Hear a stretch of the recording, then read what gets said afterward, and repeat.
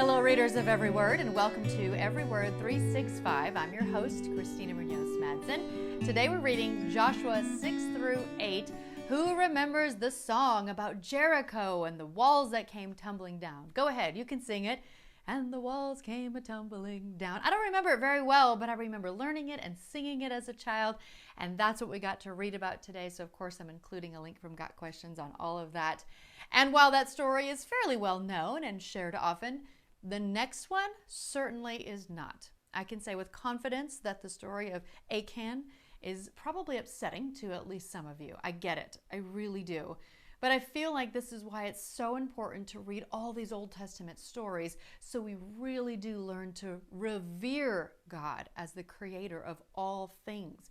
It seems like pride has crept into our society and tells us that since we are good people, our God shouldn't be so harsh. But even the Bible says that our hearts deceive us. The human heart is the most deceitful of all things and desperately wicked. Who really knows how bad it is? That's in Jeremiah 17:9. It's one of my least favorite verses of the Bible. But again, I didn't create this stuff. I didn't write this stuff. I'm not the creator of the universe.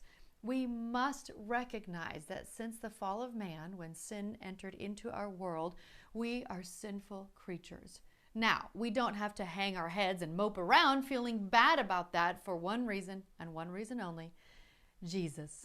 But if it weren't for his grace, we'd all be falling short. Am I right? This is going to sound very harsh, but I once heard someone say, the next time you create an entire universe, you can do it differently. But until then, it's not for us to decide whether or not we're okay with what God does.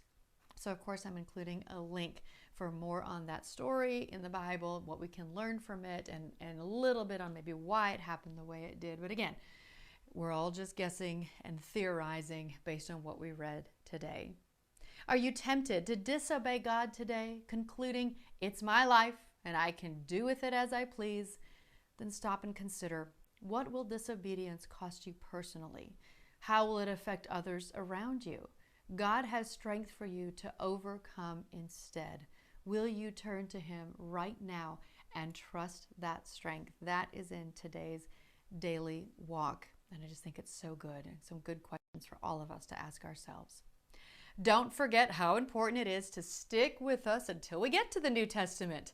If you've gotten behind, paperclip the readings you've missed and start with today or tomorrow's reading. That is the best way to get through this, because otherwise you might just think it's too much, drop out and quit. And that's the worst thing you can do, and something that Satan takes a lot of joy in. So don't help him be happy. Tomorrow is Joshua 9 through 12. Happy reading! This episode is brought to you by Travel with Friends. Travel with Friends provides the absolute best experience in group travel. Our mission is to be with you through it all. Whether you are traveling with your family and growing your bonds while cruising throughout Europe, you are leading a tour and growing closer to your church family, or you want to check off your bucket list and make your friendship circle bigger.